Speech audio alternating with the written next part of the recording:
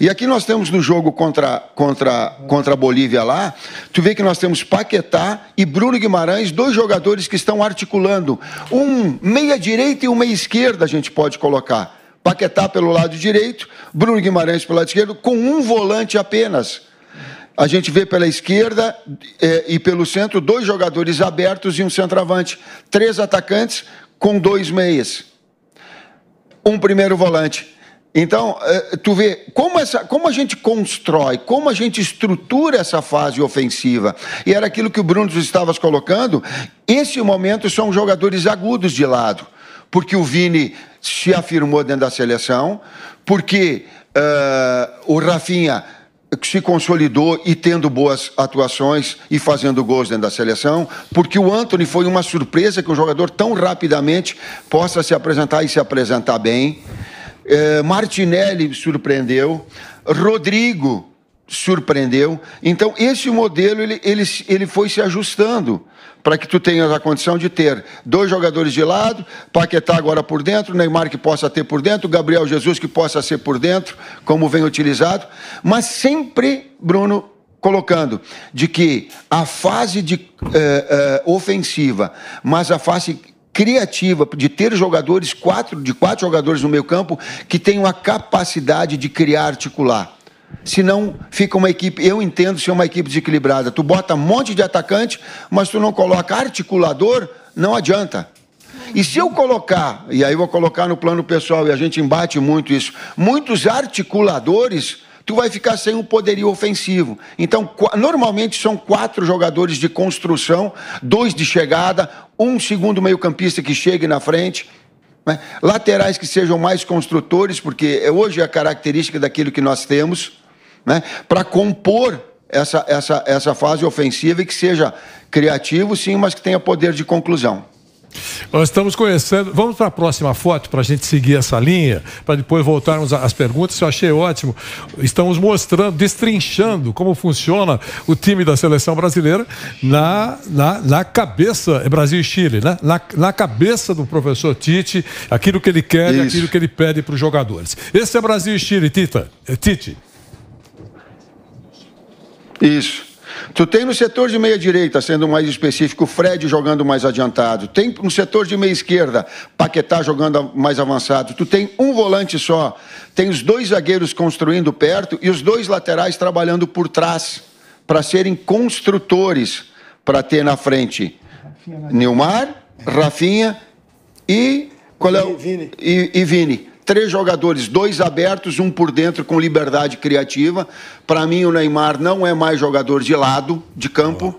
Se for utilizado do lado, vai retirar dele energia para que a fase criativa dele, que ele esteja mais descansado, com fresh, que ele possa criar, construir, ser o jogador que possa desequilibrar criativo da equipe. Então ele é preservado numa estrutura sem bola para que ele tenha essa composição e que possa estar mais à frente. E aí fica também bem representado nesse jogo que foi contra o Chile. Entendi. Agora nós vamos para Brasil e Peru. Nós vamos colocar a imagem que o Tite mandou aqui para falar um pouquinho sobre Brasil e Peru. O Brasil e Peru foi no 4-2 no início, e aí a gente jogou com lateral, era o Lodi, na amplitude, como ponta esquerda. Usar de diversas formas, com um cara aberto pelo lado esquerdo. Ele pode ser um ponta, ele pode ser um externo, ele pode ser um lateral, mas essa estrutura, essa montagem, ela é importante, para que as pessoas possam também enxergar, se não fica um jogo imaginário. O jogo imaginário, ele é difícil, às vezes, eu vejo de visualizar. Por isso que a gente colocou isso para vocês. Aí tem um lateral. Aí tem do lado direito, eu acho que é Richarlison, como o Bruno tinha colocado. Richarlison trabalhando pelo lado direito. Coutinho e Neymar, os 2 articuladores por dentro, 2 meias. Na fase de criação, 2 homens que trabalham como meia direita, como meia esquerda, no meu tempo, não no tempo do César, eu acho que mas com 2 jogadores de criação e um centroavante e um homem central, com um volante só, 2 zagueiros e 2 laterais que possam construir, que possam ser jogadores de organização. Ela ficaria representada. E na sequência nós temos Brasil e Colômbia. Com a imagem, o professor Tite conta como joga o time. O César está me dando aqui e eu estou fazendo, porque né, a gente faz, e é um trabalho todo para falar do CPA, que traz todas essas análises. Eu estou aqui sendo porta-voz de tudo aquilo que se faz e que as pessoas também entendam, que o público que está entendendo lá, que se a gente fica de segunda a sexta aqui acompanhando todos os jogos de uma forma integral e estudando, porque a gente tem que aprofundar. E eu sei o quanto é difícil e respeito muito a função de vocês, de analistas, porque a gente sabe que o quanto é importante uma informação bem dada para que a gente possa ter um comentário a respeito, para que a gente possa fazer um comentário a respeito. Não tive muita experiência, mas tive um pouco de tempo também que me trouxe. Eu digo, poxa, cara, eu preciso de uma informação legal para que eu possa ter uma opinião abalizada, mesmo que ela seja divergente. Nesse jogo contra a Colômbia, tem Neymar e Paquetá nas duas meias. A gente fala dos dois bolsões, meia direita e meia esquerda. Só uma observação, Tite. Nós fizemos um ajuste, essa imagem é do segundo tempo, né? No primeiro tempo a gente entra com o Fred e a gente entendeu, né, que diante da marcação da Colômbia o espaço a ser explorado era do lado dos volantes e aí a gente faz um ajuste e coloca o Paquetá no intervalo. Perfeito e bem lembrado, César, perfeito e bem lembrado. Que nós vamos aí, tu olhar o jogo, tentar interpretar o jogo, o setor de meia-direita, nós tínhamos que dividir as ações de criação juntamente com o Neymar e a gente colocou o Vini do lado esquerdo. E a equipe cresceu de produção, teve esses dois jogadores por fora. Talvez, Bruno, a partir daí a gente tenha começado a utilizar os externos. Ele tenha sido uma data limite ali, de jogar com dois pontas, de jogar com dois pontas, que ela começou a produzir bem dessa forma. Brasil e Paraguai agora. Vamos acompanhar um pouquinho como é que o Brasil se colocou em campo. O Brasil e o Paraguai, ele foi do jogo aqui no Mineirão. Aí ela repete Paquetá e Coutinho nas duas meias, com um centroavante, com dois externos. É o Cunha, aí é o Cunha como 9. Rafinha Rafinha na direita. Na esquerda. E não é Vini na esquerda, eu acho. É Vini na esquerda. Com também dois pontas. E a construção, e aí sim a construção com esses 5 jogadores posicionados mais à frente também nesse modelo que a gente falou, que do lado não é mais flutuador. A gente usou por vezes o Everton Ribeiro como um flutuador no jogo contra o Uruguai lá, que a gente venceu. Né? Jogou com o Firmino ali e jogava com outro jogador mais agressivo por dentro. Aí jogou o Gabriel, o Jesus pelo lado direito. E aí depois a gente teve a mudança. E ela foi se ajustando, ela foi se montando, que é um grande desafio, sim. Até pelo pouco tempo, eu digo que o tempo é inimigo das seleções, porque a gente tem 11 dias, 2 jogos, e apressar todo um processo para fazer essa engrenagem funcionar. Em relação, Nilson, ao Neymar, hoje elas se dividem um pouco esse protagonismo, na medida que surgem um Rodrigo, na medida que surge um Antony, na medida que se confirma a Paquetá, na medida que melhora o Gabriel Jesus, na medida que o Richarlison vai fazer gol, na medida que o Vinícius Júnior se afirma, vai dividindo esse protagonismo junto com outros. E a gente não pode fixar e dar ao Neymar as soluções ofensivas do Brasil, tem que ser com o Neymar. Não, é um pouquinho de cada um. É um pouquinho de cada um. Os gols têm que ser feitos por uma participação. Claro que ele é um jogador diferenciado. Na velocidade de raciocínio e execução, ele tem uma capacidade impressionante, que surpreende por vezes quem está assistindo a jogada que vai acontecer. Vou falar a meu respeito. Quando nós jogamos e vencemos o Uruguai, e que ele faz o gol por cobertura, quando ele sai na cara do gol, eu estou na beira do campo, eu digo, finta, dribla. Eu digo, o que ele fez? Ele cavou e fez o gol por cobertura. Isso é só coisa de quem faz, é cara diferente. É Alex. São jogadores criativos que têm uma capacidade de improviso muito grande. Mas ela é desses outros jogadores todos que do meio para frente vão ter que ter essa responsabilidade de dividir o protagonismo. O nosso Flávio Prado. Diga, Flávio. Ô Tite, ainda reportando aos gráficos, né, as fotos que você enviou, Nós vemos uma seleção brasileira com perfil muito ofensivo, né? Bem agressivo, em alguns casos aí fazendo marcação alta quando a saída de bola dos adversários. E nós teremos uma Copa do Mundo acontecendo no meio da temporada europeia, que é uma coisa inédita. Ou seja, teoricamente, com jogadores mais inteiros fisicamente e, portanto, imagina uma Copa do Mundo jogada numa velocidade maior. Essa recomposição da seleção brasileira com esse perfil ofensivo, como é que ela está?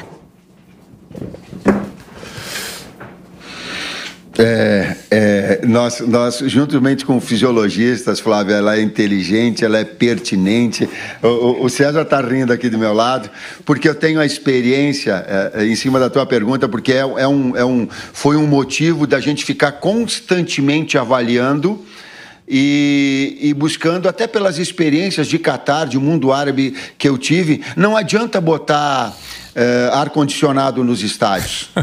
O dia a dia que tu vai trabalhar, ele te drena, ele te suga, ele absorve as tuas energias. O desgaste físico vai ser maior.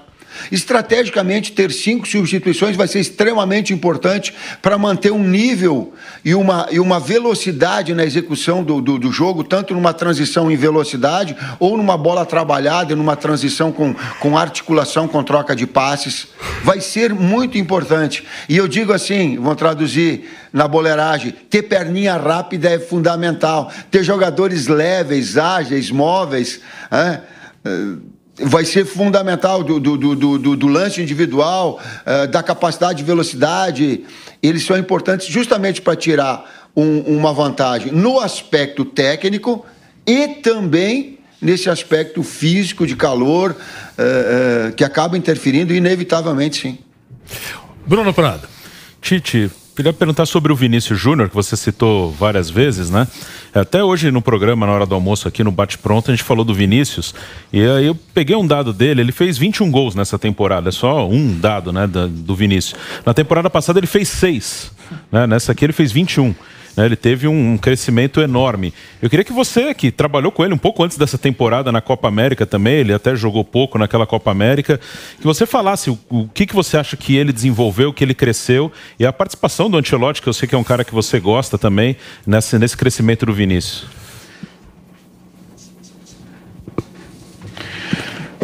Se o Márcio pegasse aqui a minha anotação aqui, ele ia ver que na pergunta, que enquanto estava fazendo a pergunta, eu coloquei aqui que o Carlo Ancelotti teve uma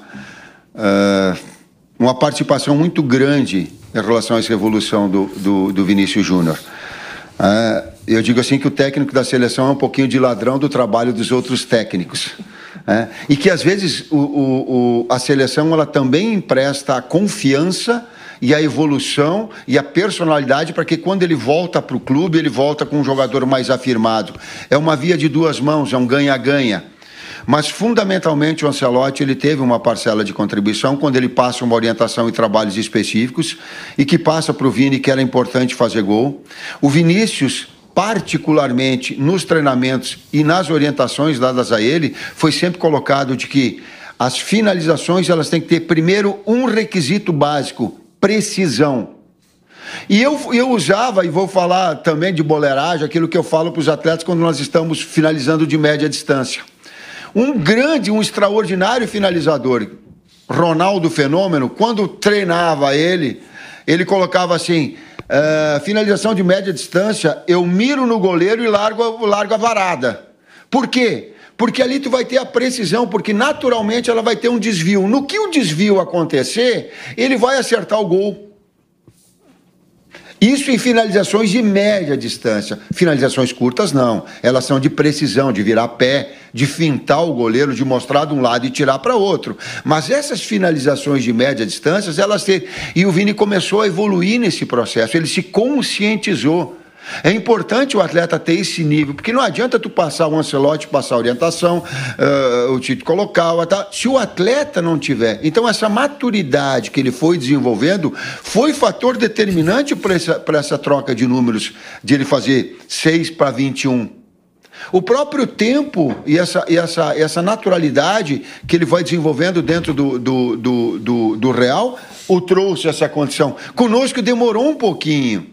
Conosco demorou um pouquinho, até maturar, até ele estar solto, até ele desenvolver, por mais capacidade E o Matheus, vou confidenciar, Bruno, numa conversa que o Matheus teve com ele, com o Vinícius, ele falou assim: pai, eu estou muito ansioso para fazer o meu primeiro gol.